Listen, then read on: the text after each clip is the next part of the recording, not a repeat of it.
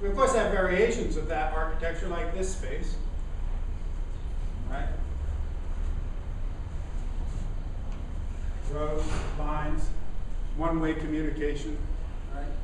Or you can even have variation in sort of a circle, but of course the circle is always structured. We always know where the professor sits in all of this.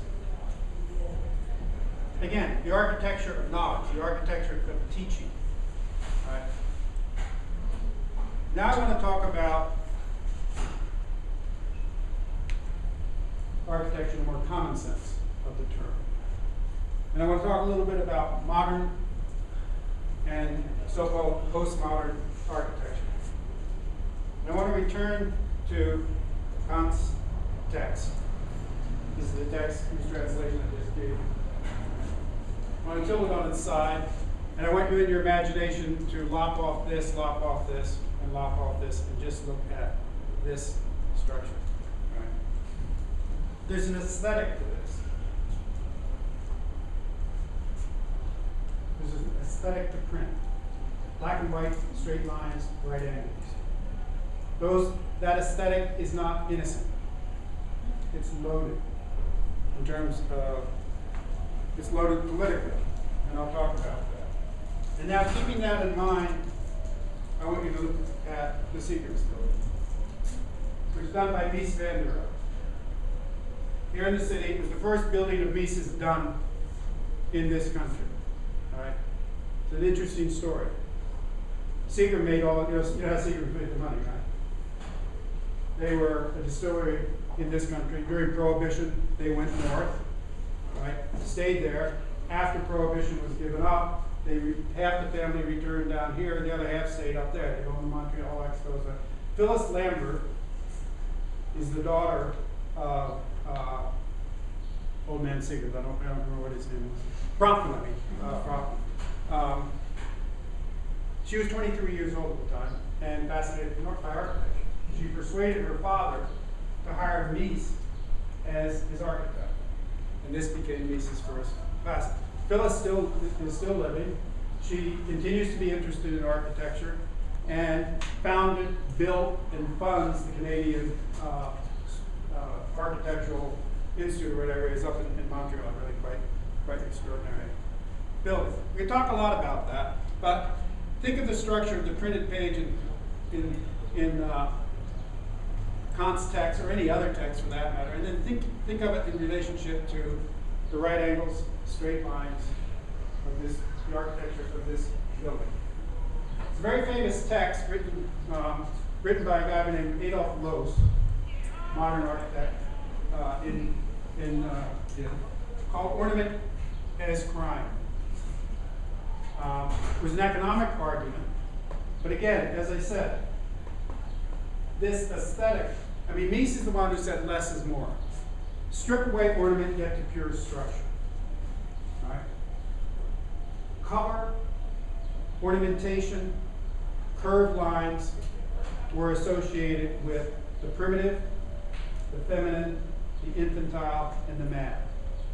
The movement from curves and color to straight lines and right angles is the movement from one to the other. It's a loaded.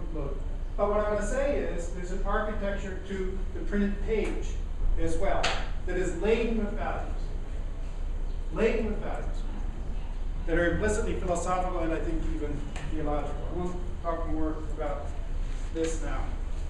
But what I want to say is that there's a similarity between the graphic design of Kant's text, this architectural structure, the structured architecture of knowledge that comes out of that modernist notion. And now I want to ask you to try to imagine what a postmodern university might look like, rather than a modern university.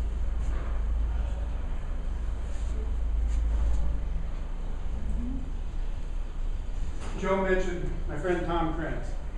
This is Guggenheim Abu Dhabi, the model.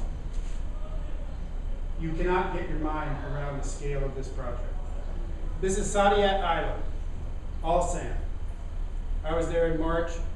This is all backfill. They they dredged up all this sand out in the ocean, trucked it all in here, and put this in. This is obviously a model of this. These, I don't know what you call them. I mean, Frank did it as a way of sort of reflecting the structure of the tints that Eric had. These tubes, whatever they are 300 meters long. This is Joan Nouvelle's museum, half underwater. And back here you can't see it very well, the Zaha Hadid's museum. This is the NYU campus. NYU is building a campus there for 22,000 students. Now, I think it's a good idea, but I'm worried about the architecture. Look at the architecture of the museum and compare it to Gary's building. If the architecture of their curriculum is like this and not like this, it will fail. I'd seen models of this, but it was not until I saw this that I understood what's going on here. This is a scale model of Fifth Avenue. So this would be, what, Madison, who's next? Park, Lexington. This is the New York Guggenheim, to scale. This is Bilbao. This is Abu Dhabi. What is it? 1, 2, 3, 4, 5 blocks. 1, 2, 3 blocks. That's the scale. So what would it be like to write a text that didn't have the kind of architecture of Kant, but had the or Mies, but had the see, Joe, I almost did it. But had the architecture of Gary. It might look something like this. This is the first page of Derrida's block. Still has columns, but very, very different. Very hard to know how to read that text. This column's on Kant, this column is on Genet, more or less. Begins right with the middle of Hegel's phenomenology and so on and so forth. Inserts and selectors. Do you read it here? Do you read it here? Do you read it this way? Do you read it that way? It's not a linear text. And the design is not arbitrary. The design is generic, is constitutive of what's going on in the text. I'll come back to that in a minute.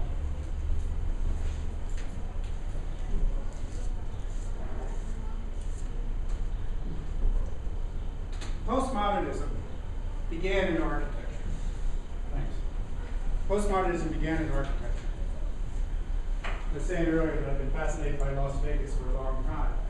I've often said, and I would even say it today, though in a very different way, if you can't understand the world today, you don't understand Las Vegas. Postmodernism began with an architectural seminar that Robert Venturi and D. Scott Brown and Stephen Eisenhower did in 1968 at Yale, which issued in a book in 1972 called Learning from Las Vegas. In 1966, Venturi published a book that's lesser known but very, very interesting called Complexity and Contradiction in Architecture. Modernism up to that time was about simplicity, less is more. Venturi, in Complexity and Contradiction in Architecture, says less is a bore. He writes in Complexity and Contradiction in Architecture, I am for richness of meaning rather than clarity of meaning, for implicit function as well as explicit. I prefer both and to either or, black and white and sometimes gray to black or white. A valid architecture evokes many levels of meaning and combines combinations of focus. Its space and its elements become readable and workable in several ways at once. But an architecture of complexity and contradiction has a special obligation toward the whole. Its truth must be in its totality, or its implications of totality. It must embody the difficult unity of inclusion rather than the easy unity of exclusion. More is not less.